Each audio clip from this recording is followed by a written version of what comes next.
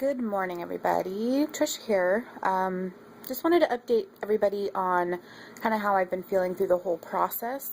I kind of went over how I've been feeling that since this last round, which was my fourth round. But for those on YouTube that are looking for more information on how chemo affects you and what the side effects are, I kind of wanted to talk a little bit about how I've experienced the side effects, basically. Basically, when I first started, I expected to be 100% nauseous and sick all the time. I wasn't. I was very pleasantly surprised that the very first 3 rounds, I never got nauseous. They give you a really, really good medication at the very beginning, along with your steroids. It's all your pre-medications before they give you chemo. And this medication lasts 5 days. So I personally was expecting it to be a lot worse. Of course, I'm young. I'm 33 years old. I'm not, an older person with more difficulties with my health. But, being healthy, that was an advantage. So my chemo didn't really start affecting me until this last round, which is my 4th round. So just to kind of give you an idea, if you're younger and your body generally bounces back from things well, your first 2 to 3 rounds of chemo are not going to be bad. I'm doing 6 total rounds. To give you a little background, my cancer is recurrent in my lungs. I had uterine cancer in 2011, They pulled out everything, did a complete radical hysterectomy, including my ovaries, because I'm BRCA1 positive. For those of you that don't know what BRCA1 positive is, basically I carry a mutated gene. It's a carrier that's in my family. The gene is in my family, causes very high risk breast and ovarian cancers. So I just thought, well, you know what, I'm young, I don't want to have any difficulties down the line, so I'm going to just take out my ovaries. So I did that. No children to speak of right now. I'm going to adopt down the line with my husband.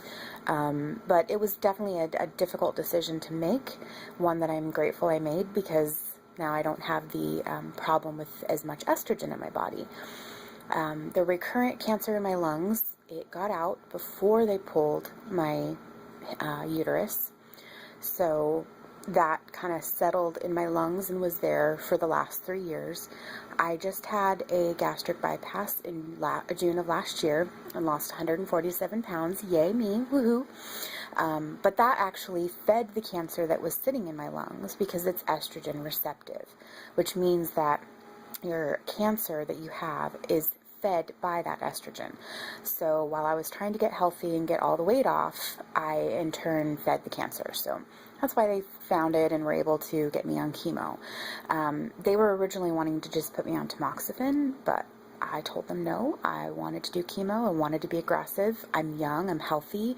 I wasn't afraid of losing my hair. I saw my mom go through chemo. So I told them, I said, you put me on chemo and you get rid of it. So they put me on chemo. Doctors look at my blood work every 3 weeks. I get my chemo every 3 weeks, every 4 weeks actually, every 28 days.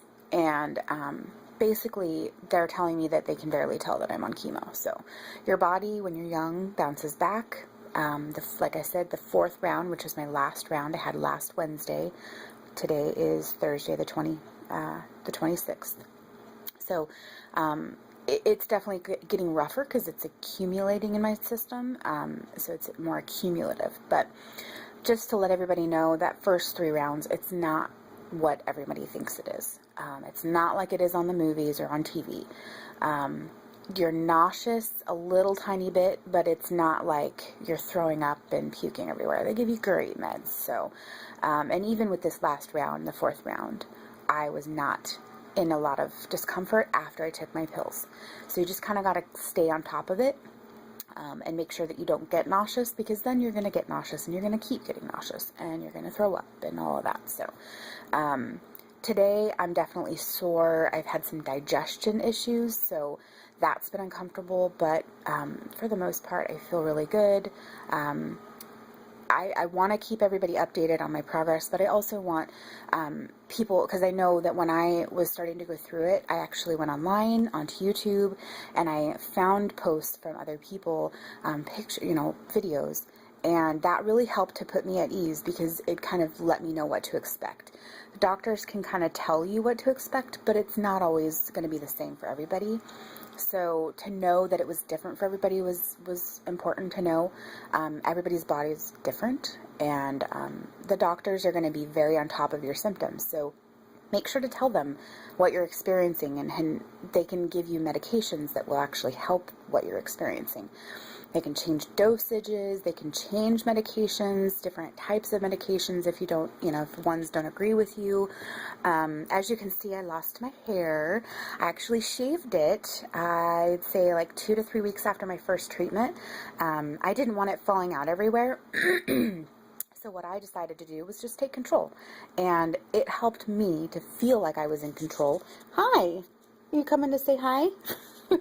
As you can see, I have animals. They are my life's blood. I love them to pieces. So anyways, I think that's a good amount for today. I am also doing a GoFundMe site because I am in a dental externship right now for the next 3 weeks.